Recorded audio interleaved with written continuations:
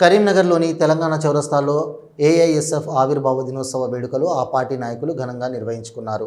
తొలుత ఏఐఎస్ఎఫ్ జెండా ఆవిష్కరణ చేశారు. ఈ సందర్భంగా ఏఐఎస్ఎఫ్ రాష్ట్ర మాజీ అధ్యక్షులు సృజన్ కుమార్ మాట్లాడుతూ విద్యార్థి లోకానికి ఏఐఎస్ఎఫ్ ఆవిర్భావ దినోత్సవ వేడుకల శుభాకాంక్షలు తెలిపారు. బ్రిటిష్ పాలకులకు వ్యతిరేకంగా పోరాటం చేసిన ఘనత ఏఐఎస్ఎఫ్కు ఉందన్నారు.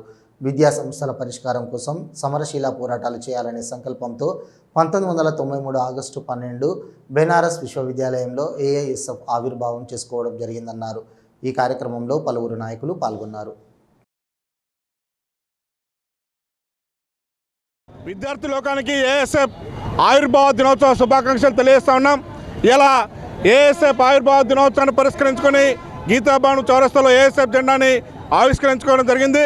ప్రధానంగా ఈ దేశానికి స్వాతంత్రం రాకముందు ఈ దేశాన్ని పాలిస్తున్నటువంటి బ్రిటిష్ సామ్రాజ్యవాదులకు వ్యతిరేకంగా ఈ దేశ ప్రజలకు స్వేచ్ఛ స్వాతంత్రం కావాలని ఆ రోజు ఉన్నటువంటి క్రమంలోనే ఈ యొక్క దేశ స్వాతంత్రం కోసం పెద్ద ఎత్తున పోరాటం నిర్వహించినటువంటి ఏకైక విద్యార్థి సంఘం అఖిల భారత విద్యార్థి ఫెడరేషన్.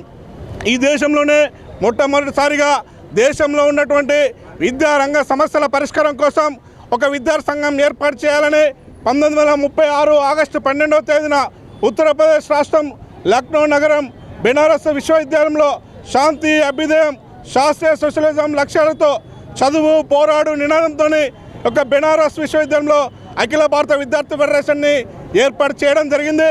శాస్త్రీయ విద్యా విధానం కోసం ప్రైవేట్ ఫీజులకు వ్యతిరేకంగా కార్పొరేట్లకు వ్యతిరేకంగా పెద్ద ఎత్తున సమరశీల పోరాటాలు నిర్వహిస్తున్నది. 89 సంవత్సరాలుగా ఈ దేశంలో ఈ రాష్ట్రంలో విద్యారంగ సమస్యలు ఎక్కడున్నా ఆ సమస్యల పరిష్కారం కోసం పోరాటం చేస్తున్నటువంటి ఏకైక విద్యార్థి సంఘం ఏఐఎస్ఎఫ్.